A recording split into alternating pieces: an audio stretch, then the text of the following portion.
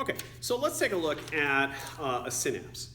A synapse is a junction between two communicating neurons. So we see a synapse here, all right? And so the thing about this is that these two communicating neurons are not directly connected to each other. So up here you see this little space between those two, and that is called the synaptic cleft. And so what's going to happen in a synapse is we're going to have an electric signal from one neuron be turned into a chemical signal in that synaptic cleft, and then that's going to produce an electric signal on the next neuron. All right, so let's look at neurotransmitters. So a neurotransmitter is, and that's what these things are trying to show there, neurotransmitters. This is a chemical release by a neuron that stimulates or inhibits another neuron or effector. And those neurotransmitters can be, as the definition implies, they can be stimulatory or inhibitory. So the first type are called excitatory neurotransmitter. So these are neurotransmitters that trigger nerve impulses. All right. So an example here is acetylcholine. Acetylcholine causes our skeletal muscles to contract. So anytime you move a skeletal muscle, right, you're secreting acetylcholine from the neuron to that muscle cell, causing that muscle cell to contract. Another one is norepinephrine. Norepinephrine is commonly known as adrenaline. So when we secrete norepinephrine, this is going to have an excitatory effect, right? So this is going to increase your blood pressure, your heart rate, your breathing, okay, your and sweating as well will happen there. Next, neurotransmitters can also be inhibitory. And being inhibitory is that they do not trigger a nerve impulse. So endorphins inhibit pain. All right. Another one, GABA. GABA inhibits our sense of smell. So if you walk into some place and you smell like roses, right? After a few minutes, you no longer really smell those roses, and that's a function of GABA playing on there. All right. Now, neurotransmitters can be excitatory or inhibitory, and it really depends upon the receptor. Okay. So acetylcholine, where I says excitatory on skeletal muscles, it's actually inhibitory on our heart muscles. Okay. So just an example here. If a bear came in here, right, I would secrete norepinephrine, which could my heart rate up, right? So that's its effect there. But if that bear stopped and took its head off, and it was my buddy Steve, I'd be like, oh man, Steve, I can't believe you got me. Here I was thinking you're a bear. I secreted norepinephrine. But now what I'm going to do is I'm going to secrete acetylcholine at my heart rate, to get my heart rate back down to normal.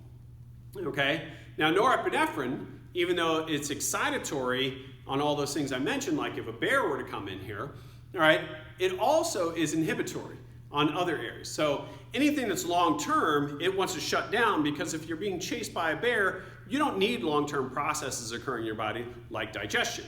All right. So think about this the next time you give a speech. So if you've ever given a speech, you might notice that your mouth goes dry. And that's because your salivary glands are part of your digestive tract. And so if you're nervous giving a speech, you're secreting norepinephrine, and that's going to have an inhibitory effect on your salivary glands, so you stop producing saliva, and that's why your mouth goes dry. Now, endorphins, I mentioned, are inhibitory on pain, but they're excitatory in that they're one of our pleasure hormones. Okay, so let's take a look at synaptic transmission. And this is a process of a nerve impulse crossing a synapse. So looking at anatomy first here, so the end of the axon here has these synaptic vesicles in there, and those synaptic vesicles contain neurotransmitters. So what happens here is as an action potential gets to the end of an axon, it's going to cause these calcium ion channels to open, and that allows calcium to diffuse into the synapse. Into the axon. And by the calcium diffusing into the axon, it's going to cause the exocytosis or release of neurotransmitters into the synaptic cleft. And so those neurotransmitters are going to cross the synaptic cleft by diffusion, and then they're going to bind to gates on the next neuron. Now, if they are binding to sodium ion gates and they cause these gates to open, well, that's an excitatory neurotransmitter. If they bind to those gates and they cause them to close, well, that's an inhibitory neurotransmitter.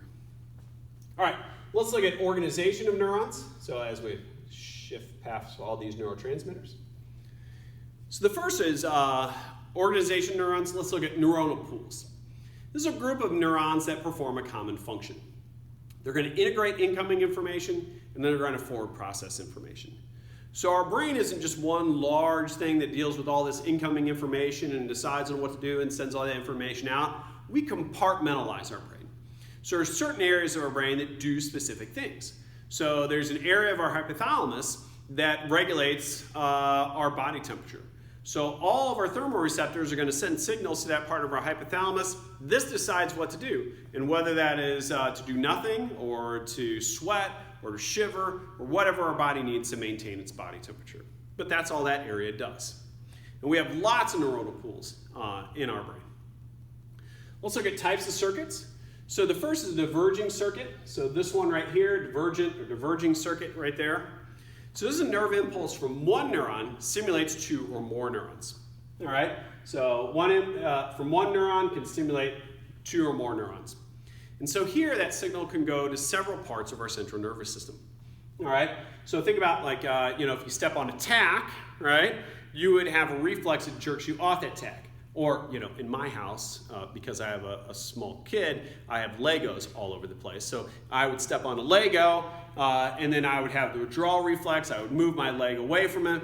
But I would also have another reflex that would cause me to balance on the other leg. So that was where it diverges. Now, of course, there's a third divergence, which would go up to my brain, and I would go, ow, that hurts, right? So interpreting that impulse. Next is a convergent pathway. So a convergent pathway is where you have a nerve impulse from two or more different neurons arrive at the same neuron. All right? Two or more arrive at the same neuron. And this gives a stronger signal. So think about like stepping on one tack versus stepping on two tacks. By stepping on two tacks, you're going to stimulate more neurons. It goes to the same part of your brain where you interpret that pain, and that pain would be would hurt more. Next is a reverberating circuit, what we see here. And so here a signal travels through a chain of neurons that makes synapses with previous neurons on that chain. Okay, so it comes back, all right? And this is what we use for rhythmic activities like breathing. So we have the signal coming out, and then it comes back again, which causes the signal to come out and come back again, and so on. Next is a parallel after discharge circuit. So here that incoming signal stimulates several neurons that eventually stimulate a common neuron. So you can see it goes through that pathway, that pathway, that pathway. They all arrive at the same neuron. All right? So what this does is it allows these impulses to arrive at the neuron at different times.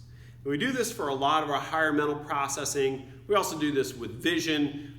Basically, we take a lot of pictures of what's going on, and then our brain puts all this together to have a cohesive unit going on there. And that's due to impulses arriving at that part of our brain at different times. Next is higher patterns of neural processing.